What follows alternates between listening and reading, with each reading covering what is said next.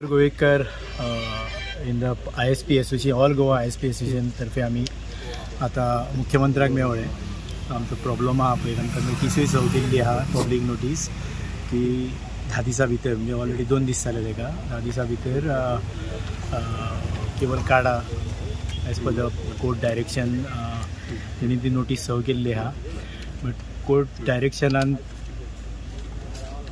ते नोटिसीचेर court has quoted the IT policy, ROW policy. This is what he is missing. तो एक last lion वाचता, card म्हणून सांगला, बट कोणी कॉम्प्लाय केला पळय तेंचे काडपाचें ना. But now is insisting with us electric department to file application with the electric department directly instead of IT department. But the policy एक सांगता आनी तो दुसरें उलयता. सो तेका लागून आमी मुख्यमंत्र्याच्या कानार घालपाक लागून येयल्ले. म्हणजे हेचो सोल्युशन कितें आमकां तेचेर त्या हिसपान ते उलयता पळय इलेक्ट्रीक डिपार्टमेंट, त्या हिसपान आमकां कळना तेचें what you want to do लायक.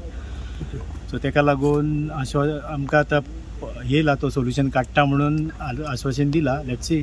CMाक सगळें एक्सप्लेन केल्लें, आमी रिटर्नूय दिल्ले आहा तेका. कशें आमी एज पर माय नॉलेज आयज पासून IT डिपार्टमेंटान around more than 175 applications already येयल्ले आहा.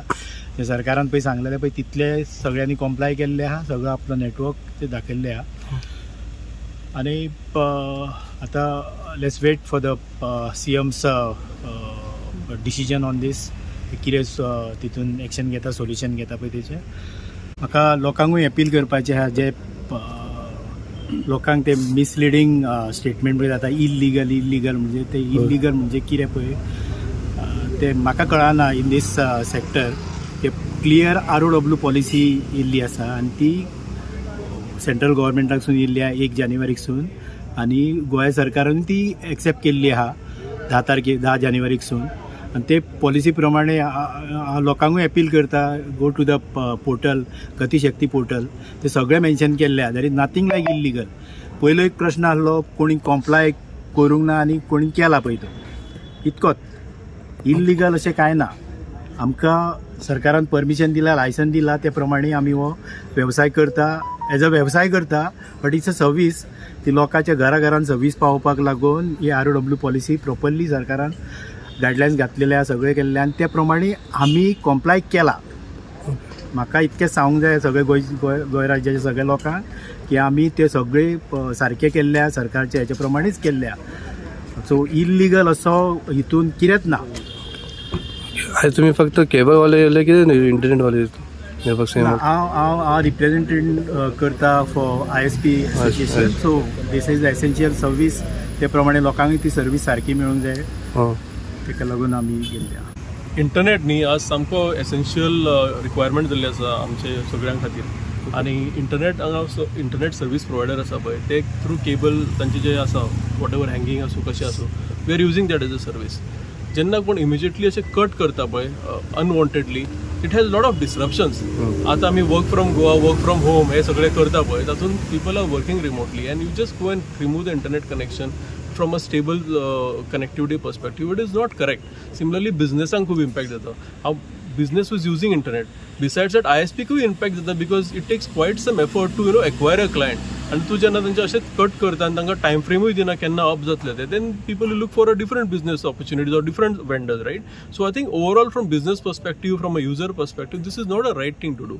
Forget the individuals. I think even some of the government departments are also impacted, which I'm told that they cannot take some payments, receipts, all kind of things. So I think there are some people probably who are not really very sensitive about this entire thing. Yes, if something is not right, we are absolutely not in favor of that. You have to take action onto it. But I think something like this has to be done in a more planned way. You have to give an alternative way for them, put things in place, and whatever is illegal, yes, absolutely go ahead and do the right thing that you feel to do.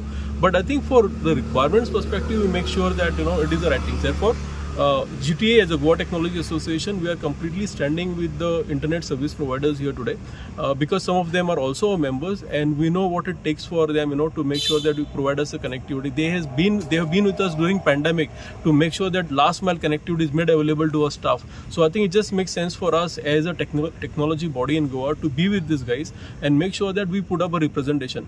We are pleased that we were given time to understand by the Honorable Chief Minister of the situation, and he has assured us to put this in place. And I think there has to be a long-term vision even from the government, from the ISPs, as to how will we basically get ourselves out of this problem, because this may be a short-term solution we come up, but we really want a long-term solution wherein we don't have this problem.